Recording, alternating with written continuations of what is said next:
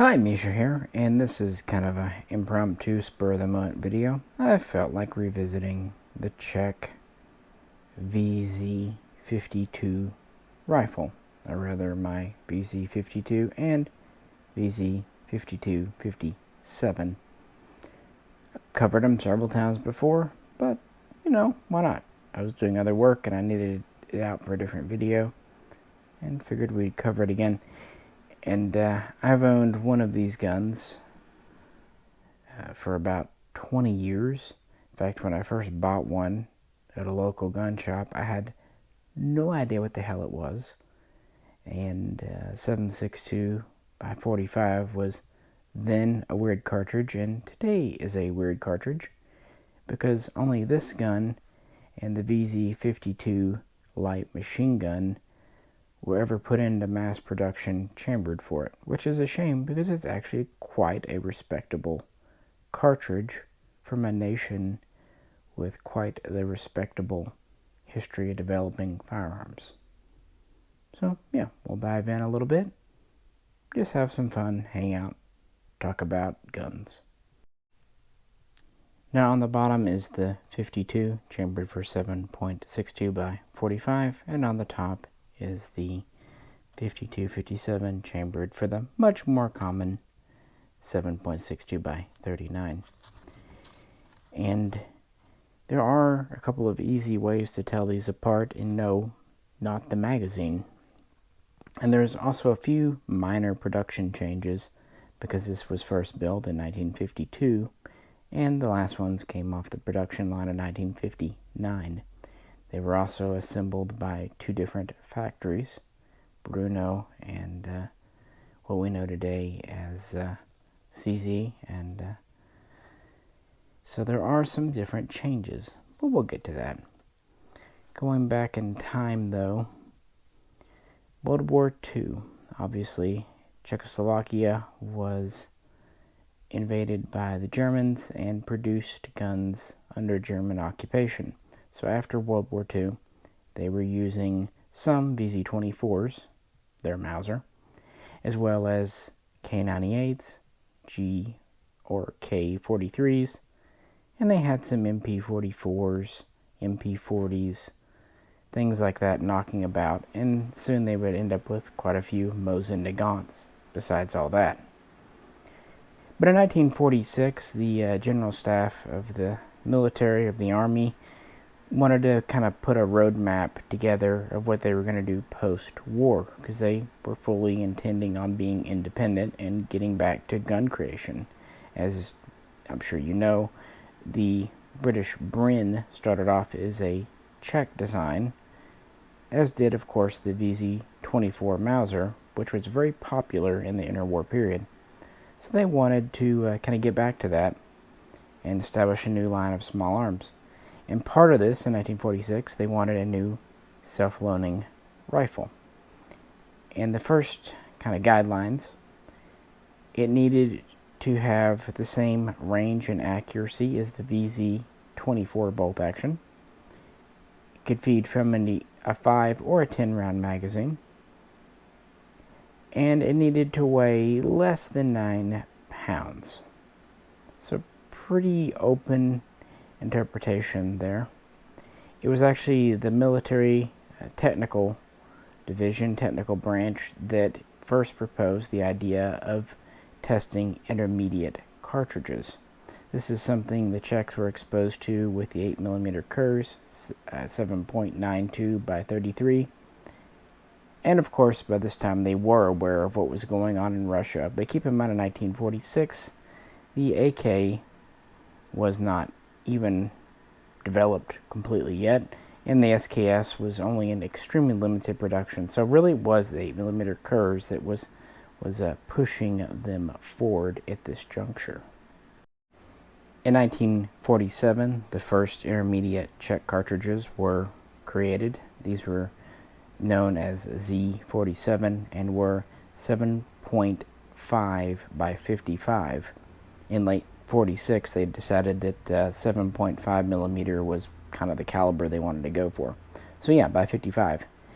Not exactly what we consider an intermediate cartridge by today's standards, but they really were trying to get that range and accuracy out of it while having something controllable, if not on fully automatic, at least on single shot self-loading. This would progress next to the Z49 cartridge, which was still 7.5, but they reduced the length to 45 millimeters, so 7.5 by 45. This makes sense. It was a better cartridge for feeding in a self-loading gun, and just kind of was in line with what was going on.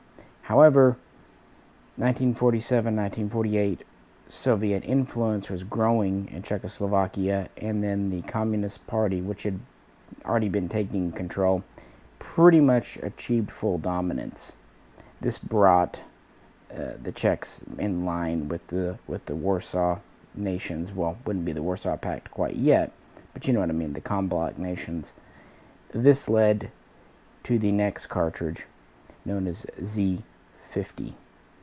Now, it was still 45 millimeters long, but it was 7.62 rather than 7.5. And there was a good reason they went to this bore diameter. Production commonality. Here we have the Czech submachine gun, the SA-2325, later 2426, and the Vz.52 pistol. Both of these were initially designed for 9mm parabellum, 9x19. And the submachine gun actually went into full production as the M49.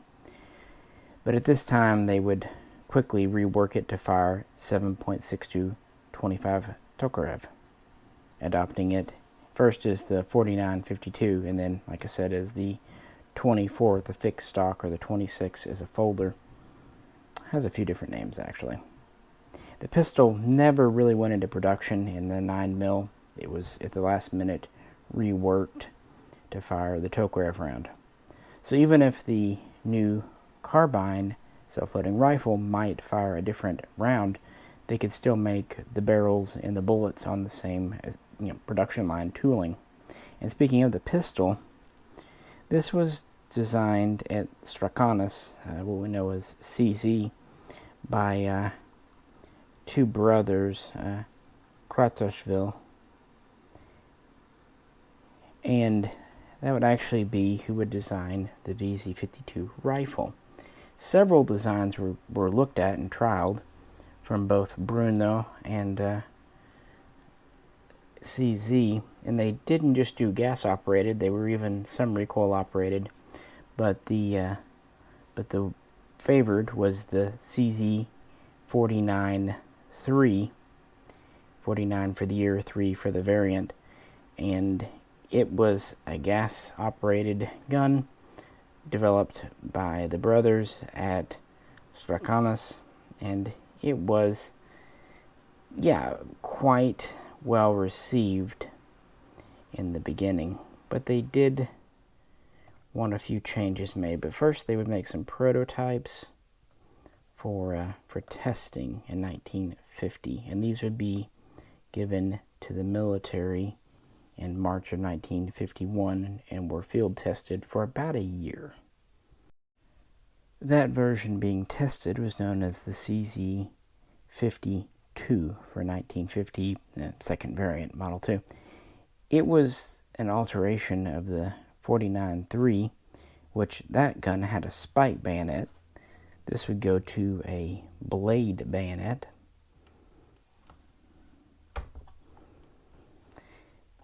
They would also alter some internal things to do with the trigger group.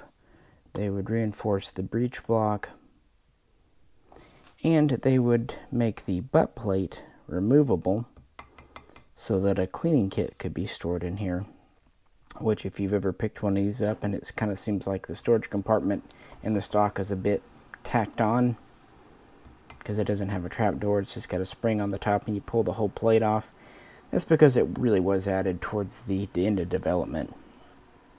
Anyway, after a year of testing and trials in the field, the soldiers reported back that did pretty good. The reliability was satisfactory. The accuracy was good. They liked the ergonomics.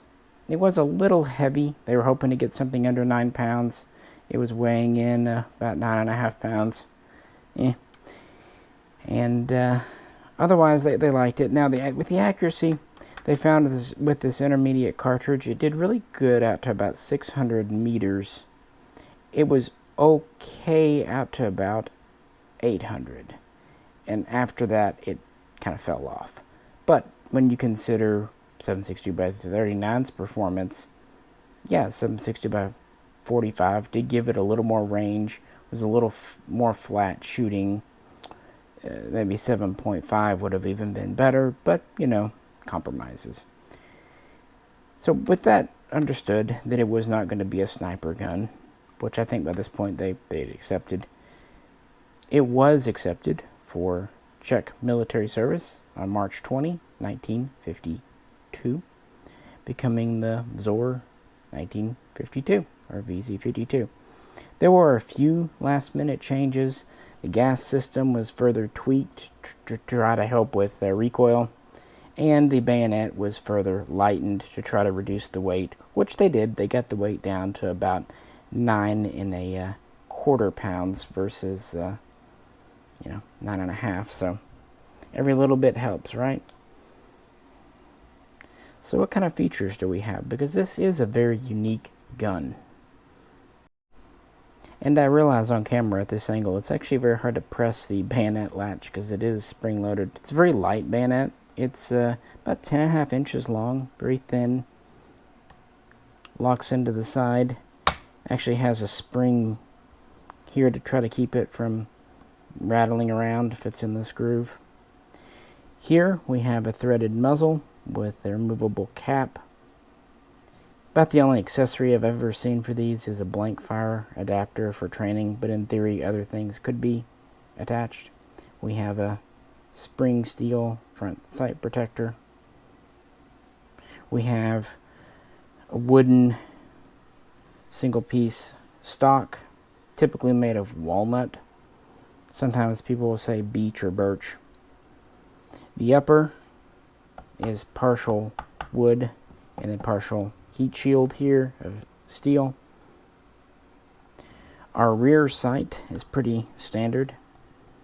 On this version, it's out to 1,000 meters. We have a reciprocating cocking handle. We have a detaching 10-round mag we'll get into in a bit. And we have a safety here, manual safety, pivoting trigger guard. And like I said, you can store a pretty extensive cleaning kit with 3-piece rod and oiler in the buttstock there. So what about the guts? What about what's inside this thing? It has a last round hole open for the mag. It actually ejects upwards and to the left, and the whole bolt system is pretty unique. It is a tilting or tipping bolt, but it actually locks into recesses in the front under the chamber, just to kind of double as a feed ramp, instead of in the rear like on most other guns. This was done in theory to help with accuracy. They thought that would give it a kind of consistent, not sure how successful it was, but yeah, that's what they did. And it could be topped off by 5-round chargers, stripper clips into the mag. As for our gas system, it's kind of interesting. There's a spring clip here. You just squeeze to remove the upper handguard. And you have an angular piston that sleeves around the barrel. There are multiple gas ports in the barrel that, when fired, press back, not very far, but when they do, there's kind of a fork here that comes and hits our bolt carrier. Yeah, interesting annular piston, kind of like some German guns had. And that's the easy part of disassembly. I'm not super fond of the rest, especially removing the top cover, because you have a very long and thin spring. See, that pops right on. So there's no bolt release control. We can pop our mag out. These are made to be removed in the field. Of course, when that's out, we can let our bolt go forward. And if you want to disassemble, you press it in the back here, pull back your cover, let it go. But I'm not going to do that because I hate that spring with a passion. The safety can only be engaged when the hammer is cocked. And this is very much an M1 Garand style trigger group. Almost a direct copy, including the trigger guard and all that stuff. Now these magazines, they are steel. They hold 10 rounds. Double stack, double feed.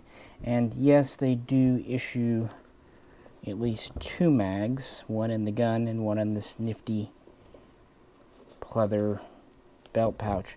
So the idea was, if you were in leisurely combat, you would reload with clips. But for an emergency situation, you could just swap mags out. So that's certainly something over the SKS. Trigger is fine, actually pretty good. It's a relatively wide shoe on this. Pretty standard gun otherwise. Machined receiver. The barrel is screwed into it. It is non-chrome lined. Overall, the barrel is 20.5 inches. The gun itself is about 39.5 inches length. And there was never a folding stock version. Never really a need for one. The first 5,000 or so were built by Strakonis. After that, the Brno factory did the lion's share production, which you'll typically see the SHE factory code and the little crossed sabers, and then a 2-digit year code on these. And again, there are some variations. Typically, the earlier ones will have a black to gray phosphate finish on the metal, and stock coloration can have a pretty wide-ranging thing. And there are some minor differences. But that was pretty much it. Production would continue from 1952 up till 1956. But then this other model kind of gets involved here. When the Vz.52 was adopted, the Warsaw Pact did not officially exist. Russia was still kind of doing its thing. But in 1954, there were serious talks about not just standardizing on bore calibers and a few other things, but actually the comm block nation standardizing on cartridges and even guns. The good news is for the Czechs, they were able to kind of keep their independent gun design program. But when the Warsaw Pact was signed in the spring of 1955, they pretty much were forced to standardize in 7.62 by 39. So no excuses. Then there was a brief reprieve because it took the Soviets a little time to actually get them specifications for the cartridge. So they would continue building them in 7.62 by 45 through 1955 and 1956. But by 1957, the jig was up and they had to rework their design for the Soviet round. And so they did. Now the gun is essentially the same. Still has a 20.5 inch barrel. It is chrome lined, at least most sources say so. And now it has a enamel baked on lacquer paint type finish over phosphating instead of just pure phosphating. So a little more durable there. The wood can also be a little different. But the one easy way to tell these apart, now many will say the magazines. The problem is, yeah, the mags are different. The floor plate on the 45 comes up and has a taper. On the 39 it has just a steeper, more direct cut. The problem is the mags are interchangeable. Yes, this is physically shorter, but it will fit in this gun and vice versa. And 7.62 by 39 will even fit in this magazine, although reliability isn't stellar. The easy way to tell, with the original gun, the barrel is screwed in to the receiver, the frame. On the 52-57, it's actually pinned in, AK style. See the pin right there.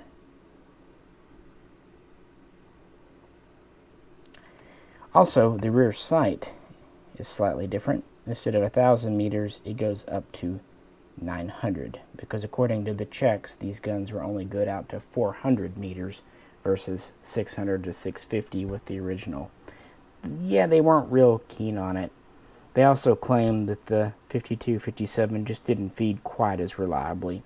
It was pretty good, but just not as good. But then again, they had a lot of pride in their gun and cartridge, so there may be some bias there. They also changed up the cleaning kit a bit to work with the new cartridge and caliber. It seems a bit extreme, but yeah. A few other little changes there, but sometimes it's more production changes. Like this one has a smooth cocking handle. This one has some ribbing on it. But on the other hand, the sight adjustment here is smooth. This one has some checkering.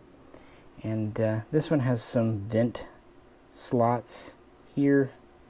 And this one is smooth. But I'm not sure those changes have to do with the cartridge difference versus just earlier or later production differences. If you know, please let me know in the comments. And the magazine works the same, 10 rounds, able to be topped off with chargers, detachable, and they, again, issued them with the spare magazines. I've got one for each of my guns. By the way, they use the same pattern as sling, although early on it's more of a traditional cotton canvas. Later on it kind of goes to more of an all-weather nylon. There's a few different variations in this sling, but yeah, still has a threaded barrel. This is not AK, this is not 14 by 1 left hand, it's its own thread pitch. That's why there's not really much you can do with it. They are fun shooters. They are light recoiling. They're also a bit finicky. In fact, not one of these, but a different one I owned. I had a firing pin break on me. The long, thin recoil spring in the back can easily get installed wrong and crimped. They were well-made guns, but they were pretty expensive, and they just weren't quite as battle-tested and soldier-proofed as the SKS or the AK. In fact, that Vz.52 pistol is another good example. Yeah, that design, there's a little bit of a Germanic influence there of unnecessarily overly complicating things. And again, they are heavy. For whatever reason, Wikipedia and other places claim that the 52-57 is actually a little heavier than the 52. I probably should have weighed these before throwing them up, but I'm not sure why. Maybe because of the pin barrel. Maybe it's just bullshit. I don't know. But either way, they're 9 to 9.5 pounds and nearly 40 inches long. And they're self-loading 10-shot guns. Would have been an excellent gun for World War II, but by the 1950s, yeah. And that's why the 52-57 especially was an interim solution. Of course, as you know, the Vz.58 would be approved the next year and would go into mass production in 1959 and start to re-equip Czech units in the early 60s. And by 1963 in Czechoslovakia, these were pretty much out of frontline use. They were in reserve use for a while, and as is famously known today, the only people who have them are like palace guards, the presidential guards, and they have fancy pants versions with real dark stained wood furniture, chromed finish, and all that jazz. But I'm sure it's a very cool looking parade gun. And again, very well made, and certainly shows the Czechs thinking outside of the box. The gas system, the bolt, it is unique, even the bayonet. So its service in Czechoslovakia was quite brief. It was replaced by the Vz.58, which would last for half a century. However, it would actually kind of get around. Surprisingly, these would pop up all over the world. One of the first nations to use the Vz.52 outside of Czechoslovakia was actually Egypt. In 1954, when the Soviets were really talking with everyone about kind of a comm bloc thing and finding the Warsaw Pact, they kind of brokered a deal between the Czechs and Egypt. Now, the Czechs had already supplied guns to Israel, surplus Mausers and MG-34s and MG-42s, so they were no stranger to selling guns, and Russia liked using them because it gave them a third party some plausible deniability of being directly involved.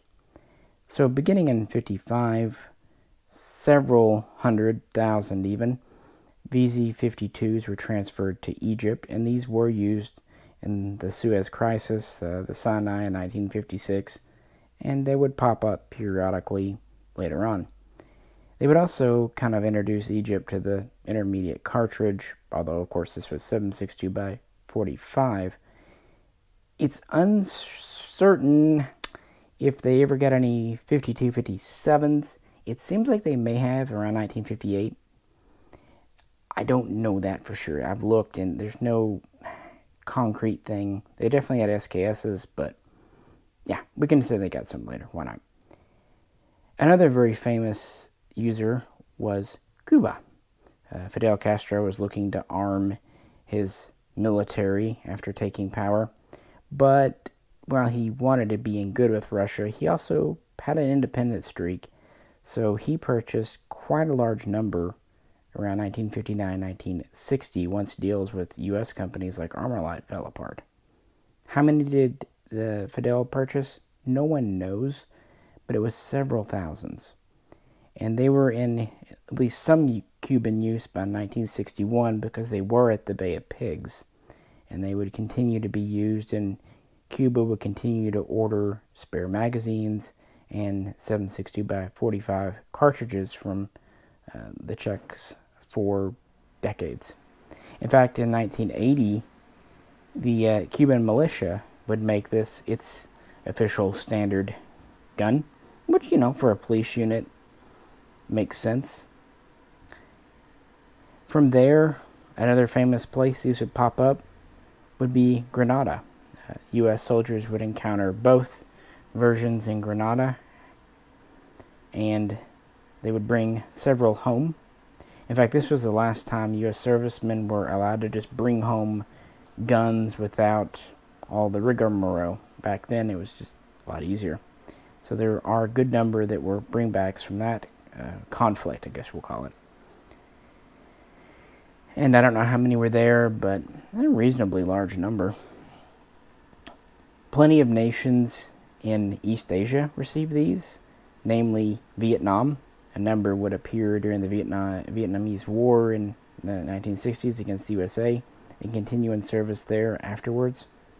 They would also kind of make their way into South America and Africa and be given or sold to many non-aligned units, non-military actors, guerrilla forces, what have you.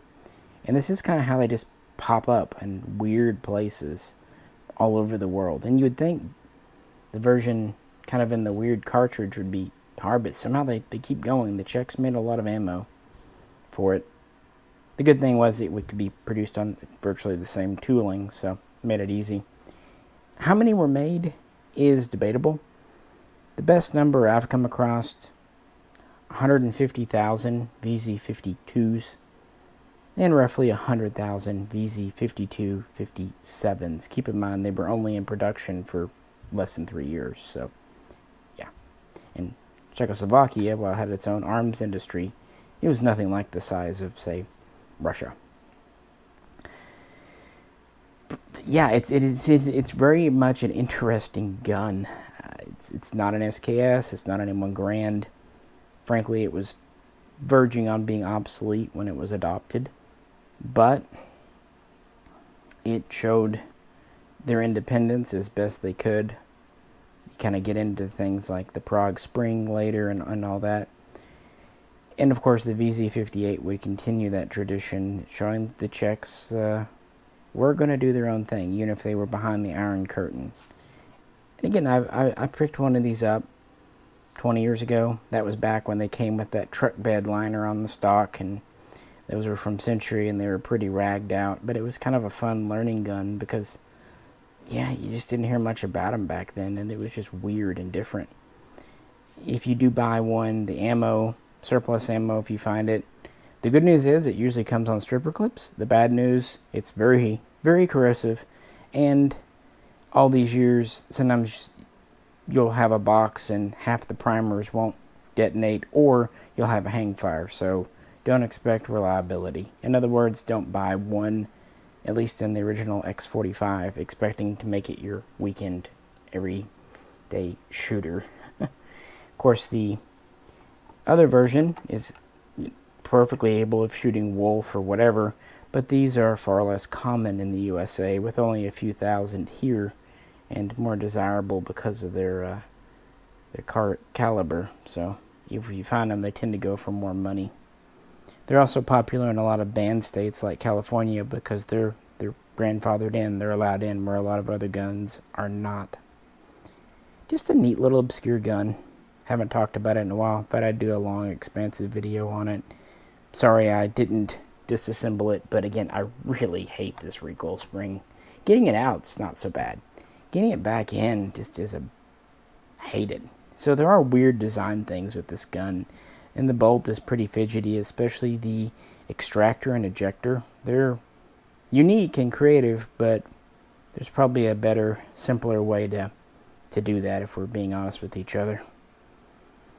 But anyway, if you own one of these, let me know what you think of it. Let me know what kind of variations you might have in wood or metal finish. Any interesting date codes, that kind of thing. Otherwise, I appreciate you just hanging out with me, talking Czech guns. Please feel free to comment, and if you please could, like, share, and subscribe. And if you'd like to help support the channel, please check out the link to the Patreon page. This is Misha, and I'll catch you very soon next time.